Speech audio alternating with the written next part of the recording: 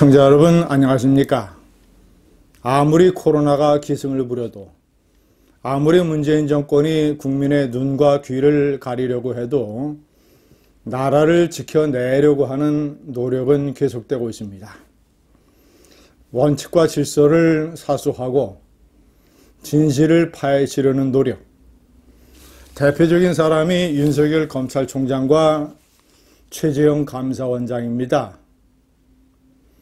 제가 두 사람의 의미 있는 결정을 제가 옆에 정리를 해놨습니다. 첫 번째, 이 희대의 사건, 사실상 민간인에 대한 불법 체포나 마찬가지인 김학의에 대한 불법 출금 사건, 이 사건을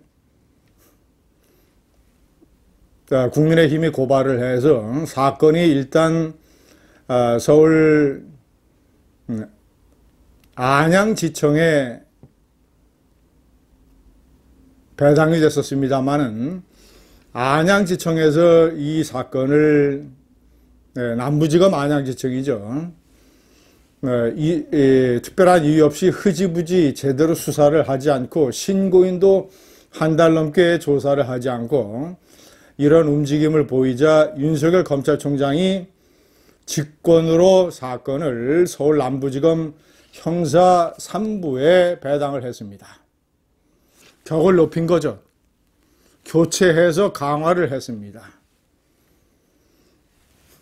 이 형사 3부장은 과거에 김학의 사건을 맡아서 김학의를 기소를 했던 인물입니다.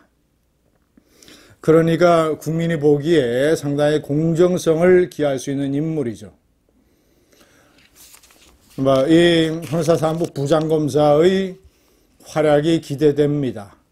공정하게 김학의를 일방적으로 두둔하는 게 아니라 무엇이 참으로 끔찍한 이 세 가지 불법성. 첫 번째는 김학의가 형사사건으로 당시 입건이 되지 않은 피의자가 아니었는데 가짜 사건 번호, 그리고 가짜 내사 번호, 그리고 기관장 직인도 없는 이런 사실상의 조작된 서류를 가지고 출금을 시켰다라는 점.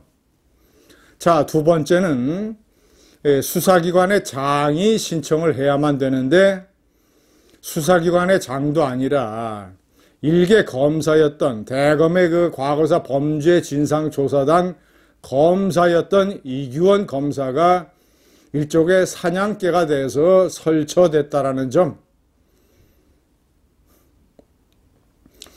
세 번째는 이 검사가 속해 있던 대검의 과거사 진상조사단은 민간인들의 위원으로 구성된 기구였습니다.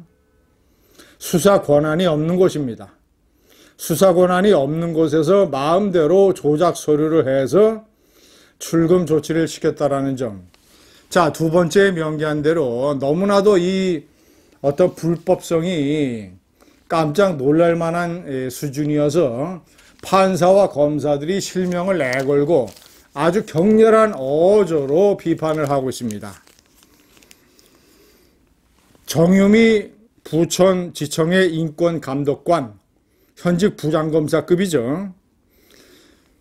나중에 일단 급하다고 임시로 아무 사건 번호나 붙여놓고 나중에 정식 사건 번호를 붙이는 게 관행이라고?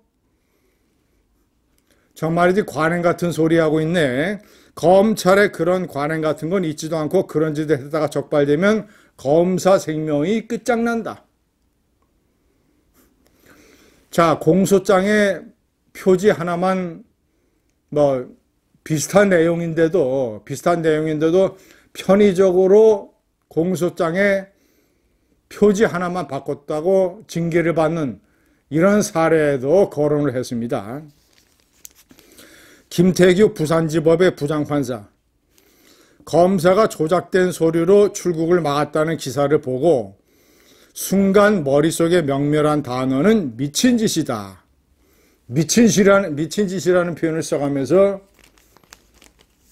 비판을 했습니다.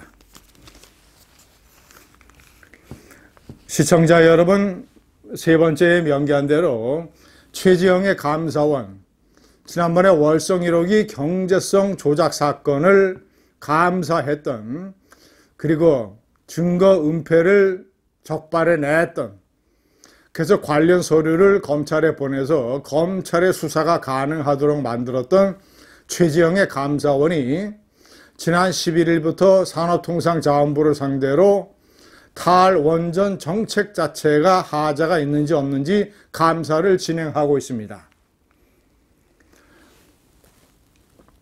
1년 반 전이죠. 2019년 9월에 국민의힘의 정가윤 의원, 당시 울산 의원이었죠.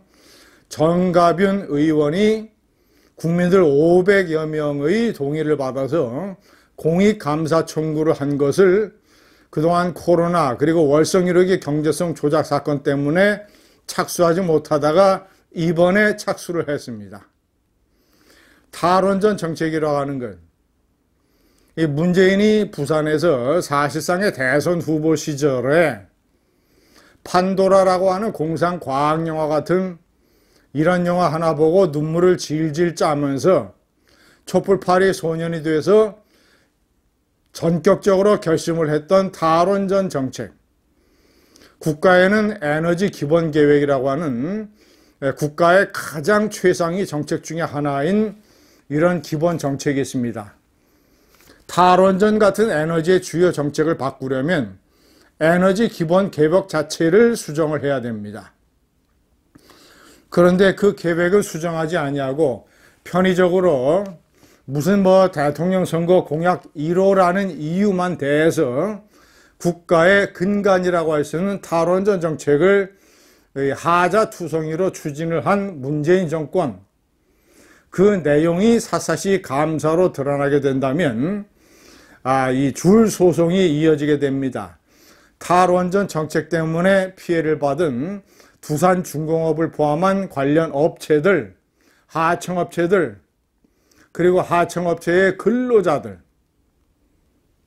얼마나 피눈물을 흘리면서 가족의 생계를 위협받았던, 정말이지 목숨까지 걸어야 했던 수많은 탈원전의 피해자들, 이런 사람들이 줄 소송을 걸 것입니다. 문재인의 탈원전 정책은 문재인이 나라를 망친 것의 1호입니다. 제1호. 탈원전 정책이 최지영 감사원의 감사로 하자가 더 드러나게 된다면 문재인은 5년 집권 임기 자체가 부정되게 됩니다. 허공에 날아가 버리게 됩니다. 코로나가 기승을 부려도 나라를 지키는 두 사람, 윤석열과 최재형이었습니다. 감사합니다.